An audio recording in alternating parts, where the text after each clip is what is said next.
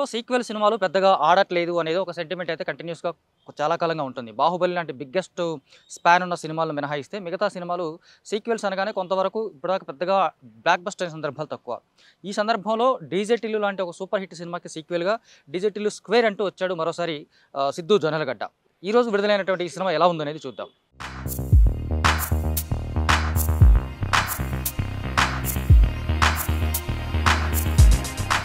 'DJ Tillu' అనే cinema ఏమాత్రం expectations లేకుండా వచ్చింది. దానికంటే ముందు వచ్చినటువంటి ట్రైలరు, టీజర్ ఇవన్నీ చూసిన తర్వాత ఒక డిఫరెంట్‌గా ఉండొచ్చేమో. ఒక ఫంకీ డైలాగ్స్ ఉన్నాయి. హీరో క్యారెక్టరైజేషన్ డిఫరెంట్‌గా ఉంది. కుర్రాడు తెలంగాణ స్లాంగ్‌లో చెప్పినటువంటి డైలాగులు కొత్తగా ఉన్నాయి. హీరోయిన్‌తో ఉన్నటువంటి రొమాంటిక్ ట్రాక్ కూడా కొంచెం డిఫరెంట్‌గా ఉందని చెప్పేసి చాలామంది అనుకున్నారు. కాతే ఆ టైంలో ఆ సినిమా మీద పెద్దగా అంచనాలైతే లేవు. ఆ అంచనాలను బద్దలు కొడుతూ సినిమా సూపర్ హిట్ అయింది. ఇప్పటికే ఆ సినిమాలోని డైలాగ్స్ చాలామంది ఏజ్‌తో సంబంధం లేకుండా చాలామంది ఆ సినిమాలోని డైలాగ్స్‌ని వాడుతా ఉంటారు. రాధిక పేరు ఆ అమ్మాయి హీరోయిన్ నేహా శెట్టి అసలు పేరు మర్చిపోయి చాలామంది రాధికగా ఫిక్స్ అయిపోయారు. ఇటు సిద్దు కూడా టిల్లుగా ఫిక్స్ అయిపోయారు. ఆ రేంజ్‌లో ఆ పాత్రలు ఆడియన్స్ మీద ఇంపాక్ట్ వేశాయి. అలాంటి పాత్రలను కొనసాగింపుగా రెండో పార్ట్ రావడం అనేది, చేయడం అనేది కొంతవరకు సాహసం అని చెప్పాలి. కానీ ఈ కథకు సంబంధించిన స్కోప్ ఉంది. ఆ స్కోప్ ఉండేటట్టుగా అతను ఫస్ట్ పార్ట్‌లోనే సెకండ్ సీక్వెల్‌కి ఒక లీడ్ ఇచ్చి వదిలేశాడు. చాలామంది ఇలాంటి లీడ్స్ క్యాజువల్‌గా వదిలేస్తారనుకుంటాము. బట్ ఇతను చాలా సీరియస్‌గా ఆ సినిమాని తీశాడు. ఈ సినిమా కోసం మరో ప్రాజెక్ట్ తీసుకోలేదు. సెకండ్ పార్ట్ కోసమే. సో, ఈ సెకండ్ పార్ట్‌కి సంబంధించి చూసుకున్నట్లయితే ఫస్ట్ పార్ట్‌లో ఏదైతే డీజే టిల్లు తను ఆ అమ్మాయి వెళ్ళిపోయిన తర్వాత బయటకొచ్చేసి కోట్లు అనుకోకుండా డబ్బులు సంపాదించుంటాడో, ఆ డబ్బులు పెట్టి ఒక పెద్ద డీజే మాస్టర్‌గా ఎదుగుతాడు. టిల్లు ఈవెంట్స్ అని చెప్పేసి ఫ్యామిలీతో కలిసి కొంచెం ఈవెంట్స్ చేస్తూ ఉంటాడు. ఆ డీజేతో ఒక మంచి ఫేమస్ ఒక డీజే ఆర్టిస్ట్‌గా అతను ఫేమ్ అవుతాడు. అలాంటి వ్యక్తి లైఫ్‌లోకి అనుకోకుండా లిల్లీ అనే ఒక అమ్మాయి వస్తది. లిల్లీ అతని అమ్మాయి రాగానే ఇతను మరోసారి ఆ అమ్మాయితో ప్రేమలో పడతాడు. తను కూడా ప్రేమలో పడుతుంది. చాలా తక్కువ టైంలో వీళ్ళిద్దరూ ఫిజికల్‌గాను కలుస్తారు. ఆ తర్వాత ఒక 1 మంత్‌కి తను ప్రెగ్నెంట్ అని చెప్పేసి ఆ అమ్మాయి ఇతని దగ్గరికొస్తుంది. ఆ తర్వాత సరే ప్రెగ్నెంట్ అనేది కొంత ఆశ్చర్యపోయినప్పటికీ కూడా తను ముందు సరే ఎలాగో అయిపోయింది కదా! పెళ్లి వయసు కూడా వచ్చింది కాబట్టి పెళ్లి చేసుకుందాం అనుకుంటారు. ఈలోగా ఒక పెద్ద ట్విస్ట్ వస్తుంది. తను వాళ్ళ ఆ లిల్లీ వాళ్ళ అన్నయ్య చనిపోయిన రోజని చెప్పేసి మళ్ళీ సిద్దు బర్త్‌డే రోజు టిల్లు బర్త్‌డే రోజు అతన్ని వాళ్ళ ఇంటికి పిలుస్తుంది. అది సేమ్ అంతకుముందు రాధిక ఉన్న ఇల్లు ఆ స్పేస్‌లోనే ఇక్కడ లిల్లీ కూడా ఉంటది.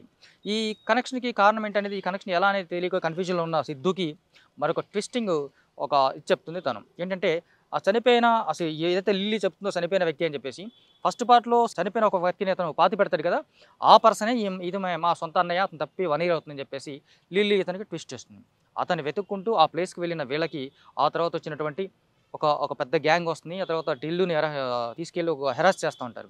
ఈ క్రమంలో టిల్లుని చాలా అల్ట్రా మోడర్న్‌గా వచ్చి లిల్లీ మళ్ళీ కాపాడుతుంది. అసలు లిల్లీ ఎవరు? వీళ్ళిద్దరి మధ్య ఉన్నటువంటి కనెక్షన్ ఏంటి? డీజే టిల్లు ఈ స్క్వేర్‌లో ఉన్నటువంటి ఆ డబుల్ డోస్ ఏంటనేది సినిమా సెకండ్ పార్ట్‌లో చాలా ఇంట్రెస్టింగ్‌గా ఉంటుంది. మంచి మంచి డైలాగ్స్‌తో బావుంటుంది. సో, అది సినిమా చూస్తేనే మనకు తెలుస్తుంది. డీజే టిల్లుకి మెయిన్ అసెట్ డైలాగ్స్.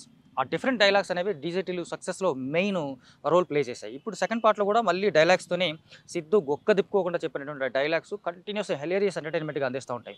అతను కొంచెం గ్యాప్ ఇస్తే ఎక్కడే డైలాగ్ మిస్ అవుతాము, ఎక్కడే పంచ్ మిస్ అవుతాము, ఎక్కడ ఏ కైండ్ ఆఫ్ అతని తరహా ఒక విట్టి డైలాగ్స్ ఎక్కడ మిస్ అవుతాం అనేలాగా మనల్ని అసలు గుక్క తిప్పుకోనివ్వకుండా టకా టకా టకా టకా పడిపోతుంటాడు. ఒక రకంగా డైలాగ్ బుక్ లాగా ఉంటుంది. నాన్ స్టాప్‌గా అతను చెప్పే డైలాగ్స్ అటు లిల్లీతో కానీ, ఇటు వీళ్ళతో కానీ, మిగతా వాళ్ళ ఫాదర్‌తో ఉన్నటువంటి ఈసారి ఫాదర్‌కి సంబంధించినటువంటి ఆ స్పేస్ కొంచెం ఎక్కువ పెంచారు. ఆ మధ్య వచ్చేటువంటిది మార్కస్‌తో వచ్చేటువంటి డైలాగులు ఇవన్నీ నాన్ స్టాప్‌గా ఎంటర్‌టైన్ చేస్తా ఉంటాయి. ఒక రకంగా ఇది ఒక ఛాలెంజింగ్ రైటింగ్. ఇంకొక విచిత్ర విశేషం ఏంటంటే చాలా మంచి డైలాగ్స్ కూడా రాసుకున్నాడు తను. అంటే కేవలం ఫంకీగా ఉండేటువంటి డైలాగ్స్, కథను ముందుకు తీసుకెళ్ళటమో లేదా అమ్మాయి మీద నిందలు వేయటము, తను ప్రేమించిన అమ్మాయిల మీద నిందలు వేయటం ఇలాంటి కైండ్ ఆఫ్ కాకుండా చాలా చోట్ల మంచి మంచి డైలాగ్స్ కూడా పడ్డాయి. అది ఈ సినిమాకు ఈ కథలో ఉన్నటువంటి మరొక స్పెషాలిటీ అనుకోవచ్చు. లిల్లీ పాత్రలో ఉన్నటువంటి అనుపమ పరమేశ్వరన్ మనకు ముందు నుంచి చూసినట్టుగా ఇప్పటిదాకా ఇలాంటి ఒక అల్ట్రా మోడర్న్ రోల్ ఎప్పుడు కనిపించలేదు.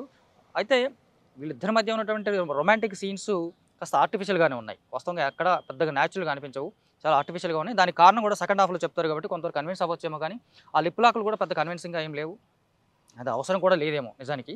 ఆ అవసరం లేని లిప్ లాకులు ఇవన్నీ కొంచెం చూస్తున్నంత సేపు కొంత ఆడియన్స్ ఇబ్బంది పట్టమని కాదు గానీ, న్యాచురల్‌గా లేనప్పుడు ఏదైనా సరే పెద్దగా కనెక్ట్ అవ్వదు. ఈ సినిమాలో కూడా కొంత రొమాంటిక్ సీన్స్ అనేవి అంత పెద్ద కనెక్టింగ్‌గా ఉండవు.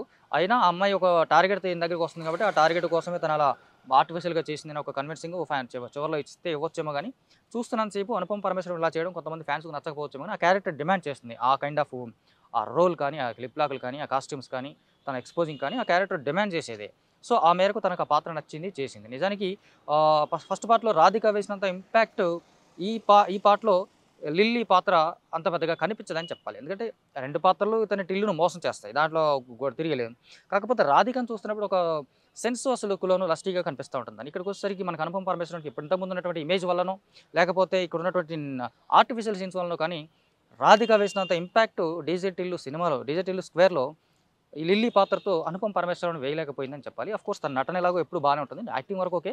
బట్ ఆ ఇంపాక్ట్ కంపేర్ టు రాధికతో కంపేర్ చేసినప్పుడు ఇంపాక్ట్ కొంచెం తగ్గుతది. యాజ్ యూజువల్‌గా సిద్దు ఇరగ్గొట్టాడు. తను వన్ మ్యాన్ షో ఇది. అద్భుతంగా తను పెర్ఫార్మ్ చేసుకుంటూ వెళ్ళిపోయాడు. ఆ డైలాగ్స్ అని చెప్పడం గాని, ఒక థర్డ్ పర్సన్‌లో చెప్తా ఉంటాడు డైలాగులు. ఒకరు ముందొచ్చి రావాల్సిన డైలాగులు వెనకేస్తా ఉంటాడు. అదొక స్పెషాలిటీ అది నిజంగా. చాలామంది గమనించట్లేదు గానీ అతను ఇక్కడ ఇదంతా బాగుందని చెప్పేటప్పుడు బాగుంది ఇక్కడ అన్నట్టుగా చెప్తా ఉంటాడు. ఒక డిఫరెంట్ కైండ్ ఆఫ్ డెలివరీ అది. అదొక బాగుంది. దీనికి సంబంధించినట్టు. సిద్దు ఇరగ్గొట్టేసారు. తను డైలాగ్స్ కూడా తనే రాసుకున్నాడు కాబట్టి చాలా వరకు చాలా ఈజీ‌తో చేసుకుంటూ వెళ్ళిపోయాడు. మిగతా ఆయన ఫాదర్ క్యారెక్టర్ చేసిన వాళ్ళు కానీ, మిగతా పాత్రలు కానీ చాలా వరకు అంతా ఓకే. మురళీ శర్మ పాత్ర కొంచెం సర్ప్రైజింగ్‌గా ఉంటుంది. ఆ సర్ప్రైజ్‌ని కూడా చాలా డెడ్లీగా ఎండ్ చేశారు. అంటే కొంచెం ఇంకొస్తే బాగుండొచ్చు. ఇంకా విచిత్రమైనంటే దీంట్లో సెకండ్ పార్ట్‌లో రాధిక పాత్ర ఎంట్రీ ఇస్తుంది. ఇదేం పెద్ద స్పాయిలర్ కాదు. రాధిక పాత్ర ఎంట్రీ ఇస్తుంది కానీ, ఎంట్రీ ఇచ్చినప్పుడు ఖచ్చితంగా థియేటర్‌లో చాలా పెద్ద మనకి విజిల్స్ వస్తా ఉంటాయి. ఆళ్ళిద్దరి మధ్య ఒక కన్వర్జేషన్ ఎలా ఉంటుందని ఎక్స్‌పెక్ట్ చేసినప్పుడు, చూసినప్పుడు పెద్దగా ఇంట్రెస్టింగ్ అనిపించదు. కొంత డ్రాబ్యాక్ అనిపించొచ్చు.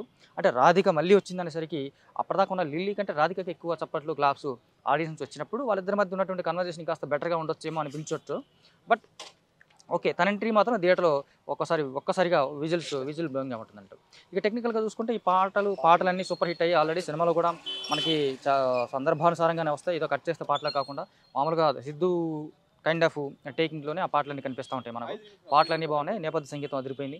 డైలాగ్స్ ఎస్పెషల్లీ డైలాగ్స్ ఇది డైలాగ్ బుక్ యాక్చువల్‌గా. ఆ మేరకు ఇరగ్గొట్టేసాడు సిద్దు. సో, ఓవరాల్‌గా చూసుకుంటే 'డీజే టిల్లు స్క్వేర్‌తో తెలుగులో సీక్వెల్స్ ఆడవు అన్న ఒక సెంటిమెంట్‌ని బ్రేక్ చేశారు. 'DJ Tillu square' super hit అయ్యే అవకాశాలు చాలా ఉన్నాయి.